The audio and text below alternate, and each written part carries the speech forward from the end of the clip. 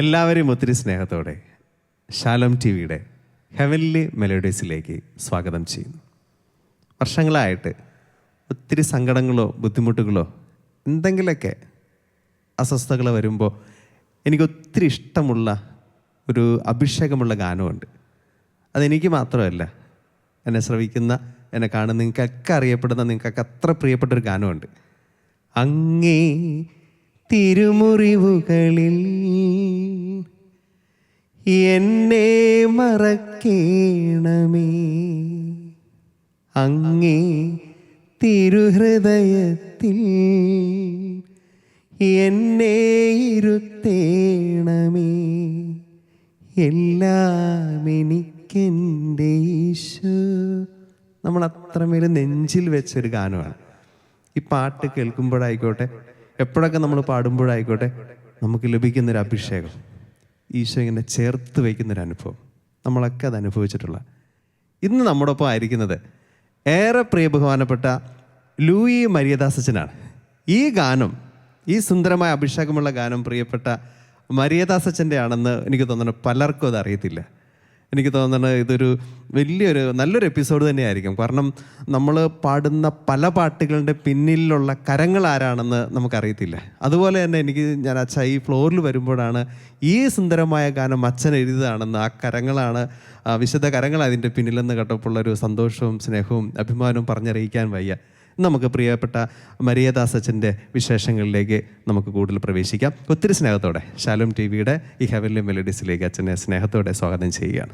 Thank you വിവനച്ച. വിവനച്ചനെയും കണ്ടപ്പം ഒരുപാട് സന്തോഷം. അച്ഛൻ്റെ പാട്ടുകളൊക്കെ കേട്ടിട്ടുണ്ട്. അപ്പോൾ അച്ഛനെ കണ്ടപ്പം വളരെ സന്തോഷം. അച്ഛൻ്റെ പാട്ട് കേട്ടപ്പോൾ ഞാൻ മനസ്സിൽ ഓർത്തിട്ടുണ്ട്, ഇനി ഒരു ഗാനം എഴുതുമ്പോൾ അച്ഛനും അച്ഛൻ്റെ സഹോദരനും ഒരു പാട്ട് പാടിക്കണം എന്ന് ചിന്തിച്ചിട്ടുണ്ട്. കാരണം ആലാപനത്തിൻ്റെ മികവാണ്. നല്ല തേനൂറുന്ന ശബ്ദം, മനോഹരമായ ശബ്ദം ഈശോ തന്നിട്ടുണ്ട്. അപ്പോൾ അച്ഛനും പ്രത്യേക അഭിനന്ദനങ്ങൾ. സഭയ്ക്ക് വേണ്ടി, സമൂഹത്തിന് വേണ്ടി, ലോകം മുഴുവന് വേണ്ടി അച്ഛൻ ഈ ഗാനങ്ങളിലൂടെ ചെയ്യുന്ന സേവനങ്ങൾക്ക്. അപ്പോൾ നമുക്ക് രണ്ടുപേർക്കും ഇന്നത്തെ ഈ എപ്പിസോഡ് മനോഹരമാക്കാം. അപ്പോൾ ആദ്യമായി എന്നെ ഇവിടേക്ക് ക്ഷണിച്ചതിനും ഇങ്ങനൊരു പ്രോഗ്രാമിനുള്ള അവസരം നൽകിയതിനും പ്രത്യേകം അച്ഛനും ഇതിൻ്റെ സംഘാടകർക്കും ശാലോം ടീമിനും നന്ദി പറയുന്നു. നമുക്ക് ഈ അച്ഛൻ്റെ പ്രിയപ്പെട്ട അസുന്ദരമായ ഗാനം അച്ഛൻ്റെ ശബ്ദത്തിലൂടെ നമുക്ക് കേട്ട് ഈ എപ്പിസോഡ് ആരംഭിക്കാം.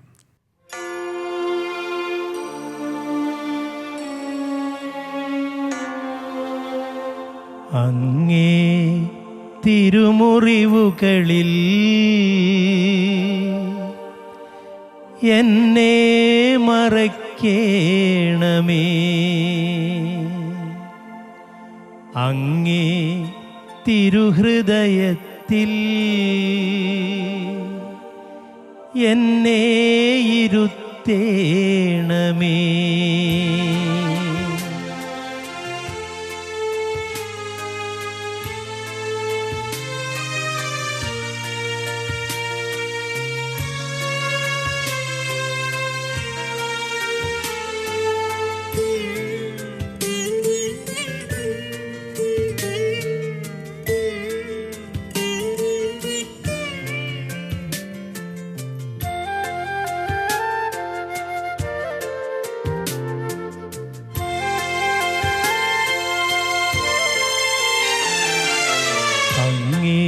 തിരുമുറിവുകളിൽ എന്നെ മറക്കേണമേ, അങ്ങേ തിരുഹൃദയത്തിൽ എന്നെ ഇരുത്തേണമേ, എല്ലാം എനിക്കെൻ്റെ ഈശോ, എൻ്റെ ജീവൻ്റെ ജീവനാമീശോ, എല്ലാം എനിക്കെൻ്റെ ഈശോ, എൻ്റെ ജീവൻ്റെ ജീവനാമീശോ, അങ്ങേ തിരുമുറിവുകളിൽ എന്നെ മറക്കേണമേ, അങ്ങേ തിരുഹൃദയത്തിൽ എന്നെ ഇരുത്തേണമേ.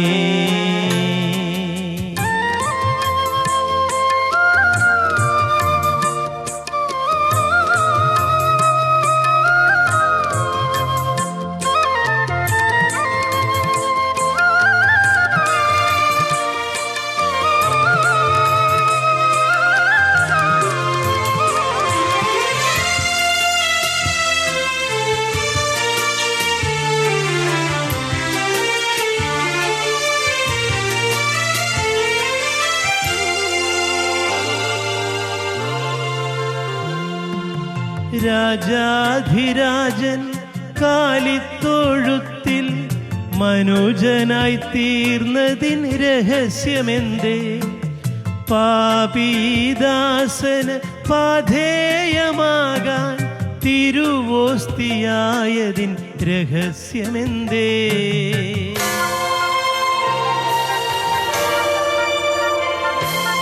രാജാധിരാജൻ കാലിത്തൊഴുത്തിൽ മനുജനായി തീർന്നതിൻ രഹസ്യമെന്തേ?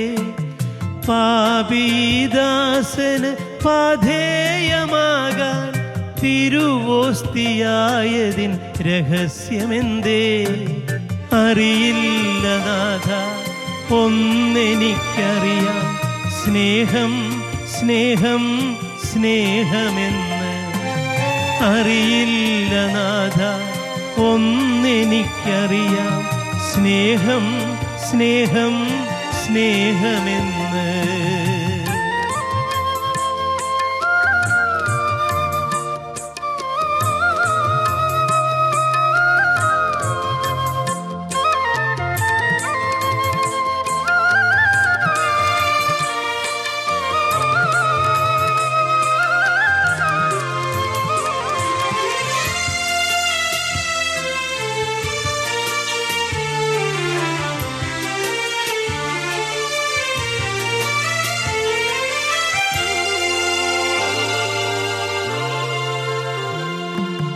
നീതിമാൻ ദൈവം കാൽവരി ക്രൂശിൽ ബലിദാനമായതിൻ രഹസ്യമെന്തേ? മൃതിയെ തകർത്ത് മൂന്നാം ദിനത്തിൽ ഉയിർത്തെഴുന്നേറ്റതിൻ രഹസ്യമെന്തേ?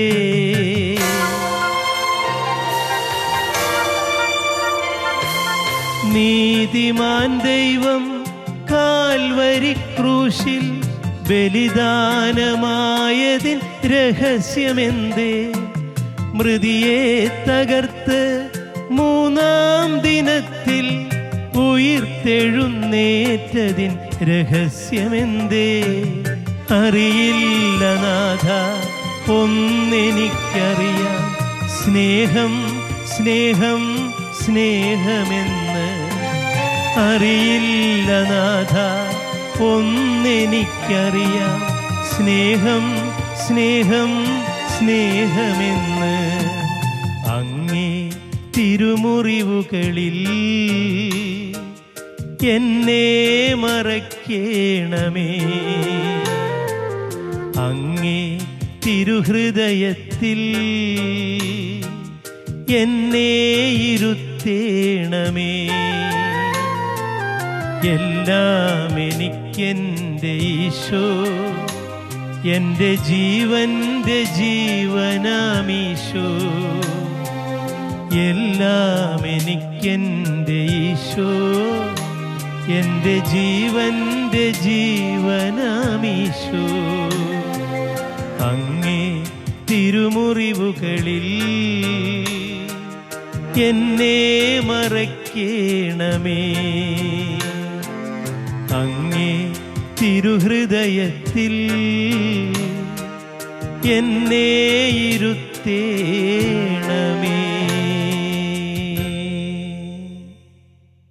അച്ഛാ എന്താ പറയണമെന്നറിയില്ല. എനിക്ക് മാത്രമല്ല, എല്ലാവർക്കും തന്നെ അത്രമേൽ ഇഷ്ടപ്പെട്ട ഒരു ഗാനം. എൻ്റെ വരിയും എൻ്റെ സംഗീതവും അച്ഛൻ തന്നെ ആയതുകൊണ്ട് അത് പാടുമ്പോൾ അച്ഛൻ ഈശോയോടുള്ള സ്നേഹമൊക്കെ അതിലുണ്ട്.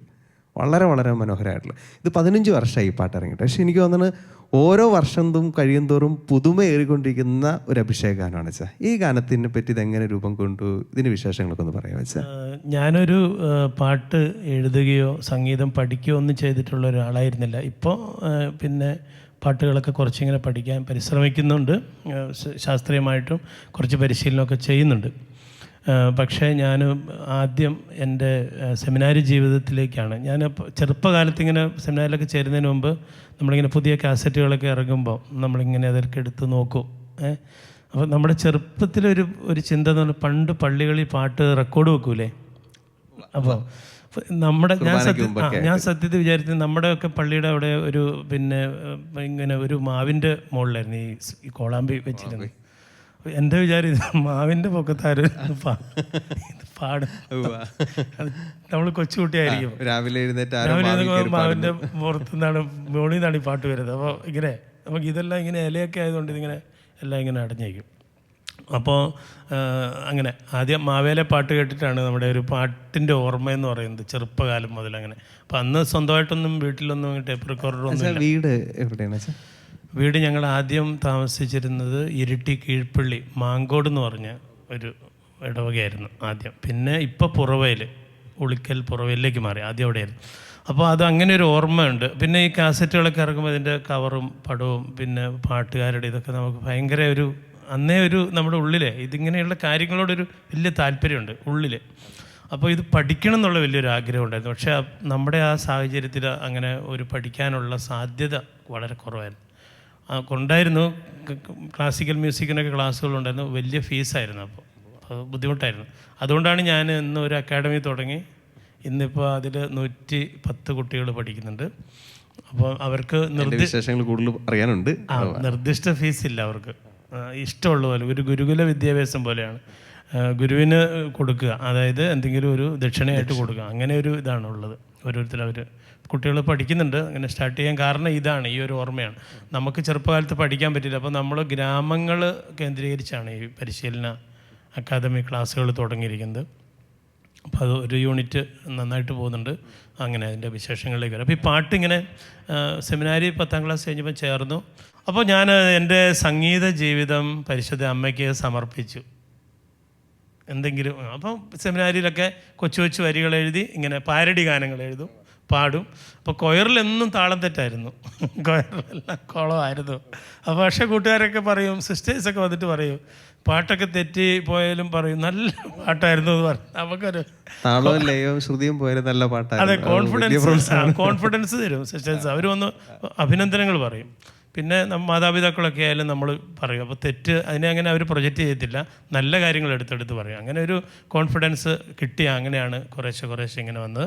പിന്നെ തിയോളജി സെലക്റ്റായി. പിന്നെ സെമിനാരിയുടെ ആന്തം എഴുതി.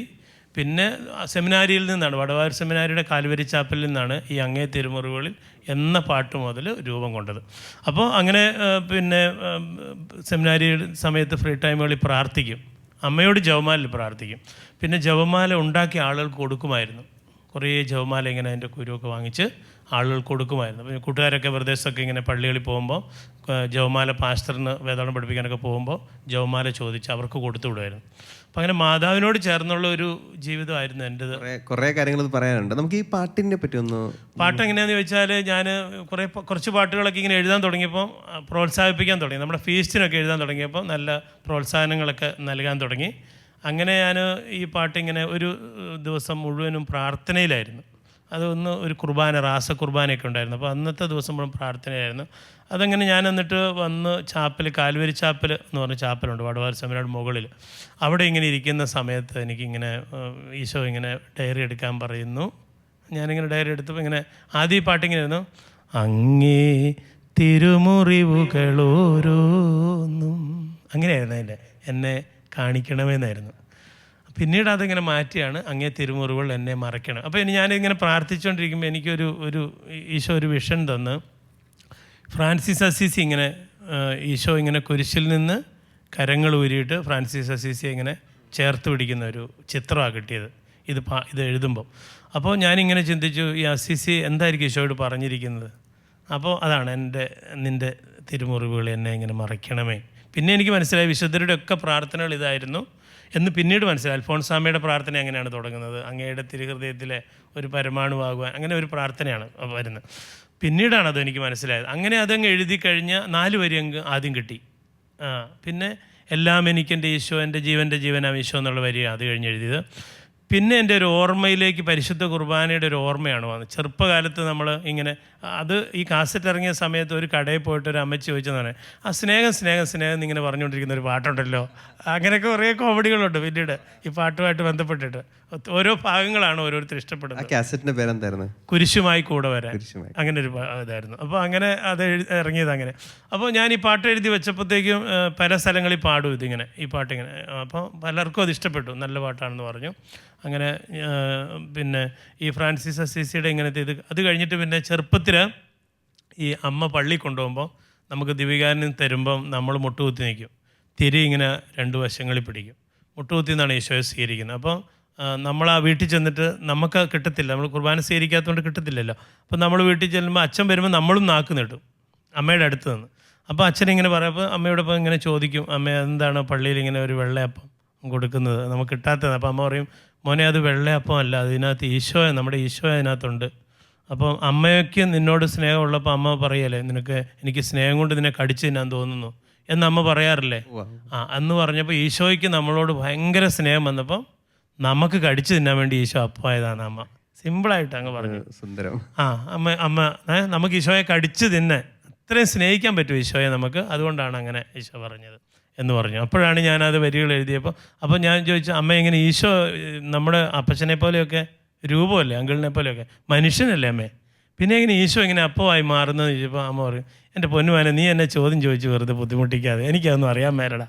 അതാണ് അറിയില്ല ദാദാ, എനിക്കതൊന്നും അറിയാൻ മേല, ഈശോയുടെ സ്നേഹം ആണത്, അത് നീ അത്രയും അറിഞ്ഞാൽ മതി, അത് നീ ഇപ്പോൾ അത്രയും അറിഞ്ഞാൽ മതി എന്നമ്മ പറഞ്ഞു തരും. പക്ഷേ പിന്നീട് തിയോളജി പഠിച്ചു, ക്ലാസ്സുകൾ പാമ്പളാനി പിതാവിനെ പോലെയുള്ള വലിയ പ്രഗത്ഭന്മാരുടെ ക്ലാസ്സുകളൊക്കെ നമ്മൾ കൂടി. പക്ഷേ ഇതിലപ്പുറമായിട്ട് എന്താണ് പരിശുദ്ധ കുർബാനയെക്കുറിച്ച് നമുക്ക് പറയാനുള്ളത്? എന്താണ്? ഒന്നുമില്ല. കാരണം അറിയില്ല ദാദാ, ഒന്നെനിക്കറിയാം. ആ പോയിന്റ് എത്തുമ്പോഴത്തേക്കും എല്ലാവരും ഇങ്ങനെ നിൽക്കുകയാണ്, എന്താണ് ഈശോ ഇങ്ങനെ ആയി മാറിയത്.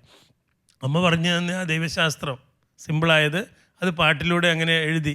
അപ്പോൾ അതാണ് രാജാതിരാജൻ കാലിത്തൊഴുത്തിൽ. പിന്നീട് അതിന് പല വൈദികരും പണ്ഡിതന്മാരും ഒക്കെ പറഞ്ഞു, ലൂയിസെ അതൊരു വലിയ തിയോളജി ഉണ്ട്, യോഹന്നാൻ്റെ തിയോളജി അതിനകത്തുണ്ട്, അവൻ സ്നേഹമായിരുന്നു എന്ന്. പിന്നീട് പാത്മോസ് ദ്വീപിലേക്ക് പോയപ്പോൾ യോഹന്നാൻ അവസാനം മരിക്കുന്ന ശിഷ്യൻ യോഹന്നാനാണല്ലോ. വെളിപാടുകളൊക്കെ കിട്ടി തിയോളജി പഠിച്ചു കഴിഞ്ഞപ്പോഴത്തേക്കും പിന്നെ ആ തിയോളജിയുടെ തലങ്ങളിലൊക്കെ വന്നപ്പോഴത്തേക്കും പല അച്ഛന്മാരും ഈ പാട്ടുകളെ വിലയിരുത്തി പണ്ഡിതന്മാർ എൻ്റെ അടുത്ത് പറഞ്ഞു, അത് ഉദ്ദേശിച്ചൊരു പാട്ടല്ല, കാരണം അതിനകത്ത് ഒരുപാടുണ്ട്, രക്ഷാകര ചരിത്രം മുഴുവൻ അതിലുണ്ട്. പിന്നെ അത് ആദ്യത്തെ മനുഷ്യാവതാരമാണ്, അതിനെ സ്നേഹം കൊണ്ട് കണക്ട് ചെയ്യുന്നു. പിന്നീട് യേശുവിൻ്റെ പീഡാസഹനം അടുത്ത സ്റ്റാൻസിൽ വരുന്നുണ്ട്. അത് കഴിഞ്ഞ് അവിടുത്തെ കുരിശുമരണമുണ്ട്, ഉദ്ധാനമുണ്ട്, അതിനെ സ്നേഹം കൊണ്ട് കണക്ട് ചെയ്യുന്നു. അപ്പം അതൊരു പൂർണ്ണത വന്നു. ഇനി രണ്ടാമത്തെ ആഗമനമേ അതിൽ വരാനുള്ളൂ, ആ പാട്ടിൽ അത് വന്നിട്ടുണ്ട് എന്ന് പിന്നീട് അവർ വ്യാഖ്യാനിച്ചു തന്നു. ഒത്തിരി ഉണ്ട് അച്ഛൻ്റെ വിശേഷങ്ങളും. എനിക്ക് തോന്നുന്നു അച്ഛൻ്റെ മിനിസ്ട്രിയൊക്കെ പറ്റി ഇനി കുറേ കാര്യങ്ങൾ പറയാനുണ്ട്. അതുപോലെ ഇപ്പം അച്ഛൻ ചെയ്തുകൊണ്ടിരിക്കുന്ന വലിയൊരു കാര്യങ്ങളുണ്ട്. നമുക്ക് ആ വിശേഷങ്ങളൊക്കെ അറിയുന്നതിന് മുമ്പ് അച്ഛൻ്റെ അടുത്തൊരു സുന്ദരമായ ഒരു ഗാനം കൂടി നമുക്ക് കേൾക്കാം. ദൈവവിളിയെക്കുറിച്ചുള്ള ഒരു ഗാനമാണ് അത് പാടാൻ ആഗ്രഹിക്കുന്നത്.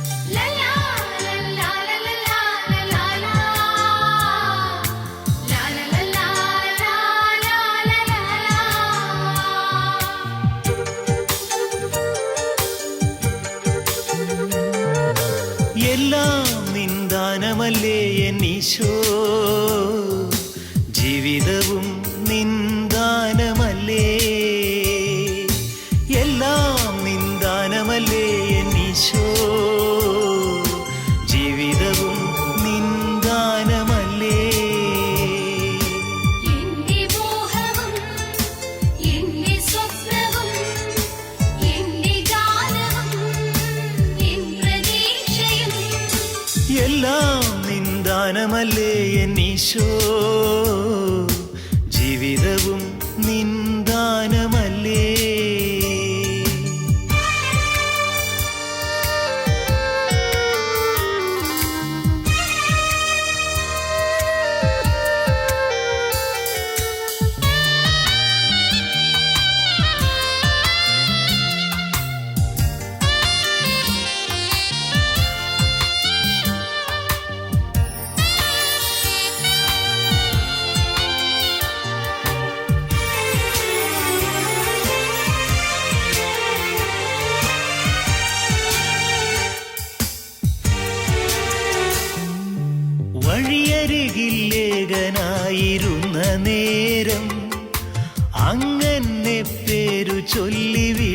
വിളിച്ചതല്ലേ. വഴിയരികില്ലേകനായിരുന്ന നേരം അങ്ങനെ പേരു ചൊല്ലി വിളിച്ചതല്ലേ. നെഞ്ചോടു ചേർത്തണച്ചോമനിച്ച് സ്നേഹത്തിൻ ചൂടെനിക്കു പകർന്നു തന്നു. നെഞ്ചോടു ചേർത്തണച്ചോമനിച്ച് സ്നേഹത്തിൻ ചൂടെനിക്കു പകർന്നു തന്നു. എല്ലാം നിന്ദാനമല്ലേ എന്നീശോ, ജീവിതവും നിന്ദാനമല്ലേ.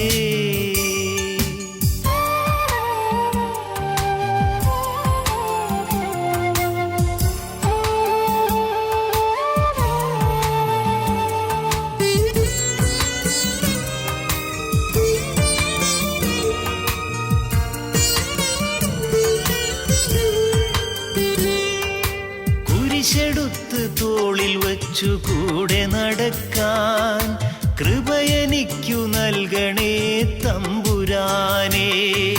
കുരിശെടുത്ത് തോളിൽ വച്ച് കൂടെ നടക്കാൻ കൃപയെനിക്കു നൽകണേ തമ്പുരാനേ. കഥനഭാരമേറി എൻ്റെ കാൽ കുഴയുമ്പോൾ കുരിശിലേക്കു നോക്കാൻ ശക്തിയേകണേ. കഥനഭാരമേറി എൻ്റെ കാൽ കുഴയുമ്പോൾ കുരിശിലേക്കു നോക്കാൻ ശക്തിയേകണേ. എല്ലാം നിന്ദാനമല്ലേ എന്നീശോ, ജീവിതവും നിന്ദാനമല്ലേ. എന്റെ മോഹവും എന്റെ സ്വപ്നവും എന്റെ ഗാനവും എൻ പ്രതീക്ഷയും എല്ലാം നിന്ദാനമല്ലേ ഈശോ, ജീവിതവും നിന്ദാനമല്ലേ. എൻ ജീവിതവും നിന്ദാനമല്ലേ. അച്ഛാ, മനോഹരമായ ഒരു ഗാനം. അത് അച്ഛനോട് സംസാരിക്കുമ്പോൾ കുറച്ച് നേരം കൊണ്ട് അനുഭവപ്പെട്ടൊരു ഫീല് പറഞ്ഞുതരാം. അച്ഛൻ്റെ ഓരോ വാക്കുകളിലും ദൈവം നടത്തുന്നത് പരിപാലന, ദൈവത്തോടുള്ള സ്നേഹം, തന്നെ വളർത്തുന്ന ഒരു സ്നേഹത്തിൻ്റെ ഒരു അനുഭവം എപ്പോഴും അച്ഛൻ്റെ ഇതുണ്ട്. അത് മുഴുവനായിട്ട് അടങ്ങിയൊരു മനോഹരമായ ഗാനം, ദൈവവിളിയുടെ ഒരു സുന്ദരമായ ഗാനം അല്ലേ? എങ്ങനെയാ അച്ഛൻ ഗാനം? ഞാൻ എൻ്റെ ദൈവവിളി ഇതാൻ തന്നെയാണ്. ഒന്നുമില്ലായ്മയിൽ നിന്ന് ഒരു സാധാരണ കുടുംബത്തിൽ പറഞ്ഞ് ഞാൻ അച്ഛോ, നമ്മളിപ്പോൾ രണ്ടുപേരും വൈദികരാണ്. ഓരോ ദൈവവിളിയും ഒരു മിസ്റ്ററിയാണ്. അതിൻ്റെ രഹസ്യം നിത്യതയിൽ മാത്രം അനാവരണം ചെയ്യപ്പെടുകയുള്ളൂ. ഞാൻ എന്തുകൊണ്ടൊരു വൈദികനായി എന്നുള്ളത് നമ്മൾ മരിച്ചു കഴിഞ്ഞ് കർത്താവിൻ്റെ അടുത്ത് ചെല്ലുമ്പോഴാണ് അതിൻ്റെ രഹസ്യം, മിസ്റ്ററി ഓഫ് ദ വൊക്കേഷൻ, അത് അനാവരണം ചെയ്യപ്പെടുകയുള്ളൂ. അത് ഇപ്പോൾ മോശയും ദൈവവും തമ്മിലുള്ള ഒരു ഉടമ്പടി, മോശയുടെ ദൈവവിളി അല്ലേ. ഇപ്പം നമ്മളോർക്കും ഇപ്പോൾ മോശ കോപിച്ച് കൽപ്പലക അടിച്ച് തകർത്തത് കൊണ്ടാണ് ദൈവം മോശയോട് കാനാൻ ദേശം കാണണ്ടെന്ന് പറഞ്ഞെന്ന് നമ്മൾ ചിന്തിക്കും. പക്ഷേ ഞാൻ വിചാരിക്കുന്നത് മോശയ്ക്ക് കാനാൻ ദേശത്തിൽ അപ്പുറമായൊരു സന്തോഷം നിത്യതയെ കരുതി വെച്ചിട്ടുണ്ട്. അതാണ് പുരോഹിതനും ക്രിസ്തുവും തമ്മിലുള്ള ബന്ധം. ഓരോ പുരോഹിതന്റെ ദൈവവിളിയുടെ പിന്നിൽ ഒരു വൈദികനെ നമുക്ക് വിധിക്കാൻ അവകാശമില്ല. കാരണം അവനെ ക്രിസ്തു സ്നേഹിച്ചു, അവൻ്റെ നെറുകയിൽ ക്രിസ്തു ചുംബിച്ചു. ക്രിസ്തു ചുംബിച്ചതിൻ്റെ സുഖം മറ്റൊരു ചുംബനത്തിലും അവന് കിട്ടുകയില്ല. വിവനച്ച ഒരു പാട്ട് അച്ഛൻ്റെ ശബ്ദത്തിൽ കേൾക്കാൻ ആഗ്രഹമുണ്ട്. അപ്പോൾ അത് എൻ്റെ ഒരു ആഗ്രഹം അനുസരിച്ച് അമ്മയുടെ ഒരു പാട്ടാണെങ്കിൽ വളരെ സന്തോഷമായിരുന്നു. അപ്പോൾ അച്ഛനൊരു പാട്ട് പാടാമോ? ഉറപ്പായിട്ടും വെച്ചാൽ അത് പരിശുദ്ധ അമ്മയുടെ ഒരു ഗാനം തന്നെ പാടാൻ ഒത്തിരി സന്തോഷമുള്ളൂ. പ്രത്യേകിച്ച് പ്രിയപ്പെട്ട ലൂയി മരിയദാസ് അച്ഛൻ്റെ ഒപ്പം ഇരിക്കുമ്പോൾ പരിശുദ്ധ അമ്മയെ അത്രമേൽ എല്ലാവർക്കും കൊടുക്കുന്ന ഒരു പ്രിയപ്പെട്ട അച്ഛനാണ്. അച്ഛൻ പറഞ്ഞ വരികളിലൊക്കെ ഓരോ പ്രാവശ്യം പറഞ്ഞ് ഇത്ര നാൾ നടത്തിയത് അമ്മയുടെ കരമാണ്. ഓരോ വരികളിലൂടെ പോയപ്പോഴൊക്കെ എനിക്കൊന്ന് ഒത്തിരി സന്തോഷമുള്ളൂ. പരിശുദ്ധ അമ്മയുടെ ഒരു ഗാനം അച്ഛന് വേണ്ടി, അതുപോലെ അച്ഛൻ്റെ പ്രിയപ്പെട്ട അമ്മച്ചിനെ ഈ സമയത്ത് ഓർത്തുകൊണ്ട് ഡെഡിക്കേറ്റ് ചെയ്ത് പാടാൻ ഒത്തിരി സന്തോഷമുള്ളൂ. മാറിൽ ചായുന്നു ഞാൻ, ആരോമൽ കുഞ്ഞെന്ന പോലെ ആശ്രയം നിന്നിൽ തേടുന്നു ഞാൻ. ആരോരുമില്ലാത്ത നേരങ്ങളിൽ അമ്മേ നിൻ മാറിൽ ചായുന്നു ഞാൻ.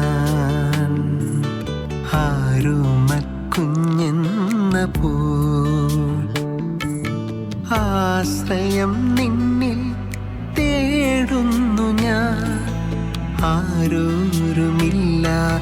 നേരങ്ങളിൽ അമല മനോഹരി അമ്മയല്ലേ എന്നെന്നും ഞാൻ നിന്റെ കുഞ്ഞല്ലയോ അമല മനോഹരി അമ്മയല്ലേ എന്നെന്നും ഞാൻ നിന്റെ കുഞ്ഞല്ലയോ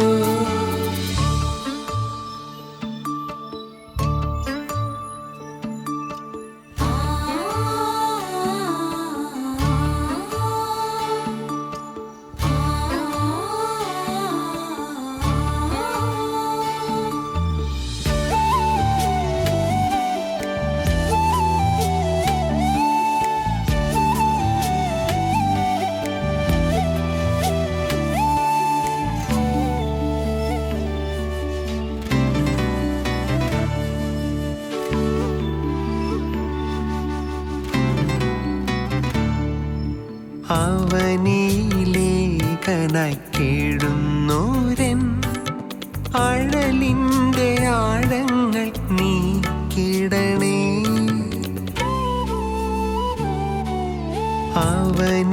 അവനിലേഖനായി കേഴുന്നോരൻ അഴലിൻ്റെ ആഴങ്ങൾ നീക്കിടേണേ നിന്നോമൽ കുഞ്ഞായ എന്നെ നീ നിന്മാറിലിന്നും ചേർത്തിടണേ നിന്നോമൽ കുഞ്ഞായ എന്നെ നീ നിന്മാറിലെന്നും ചേർത്തിടണേ അമല മനോഹരി അമ്മയല്ലേ എന്നെന്നും ഞാൻ നിന്റെ കുഞ്ഞല്ലയോ അമല മനോഹരി അമ്മയല്ലേ എന്നെന്നും ഞാൻ നിന്റെ കുഞ്ഞല്ലയോ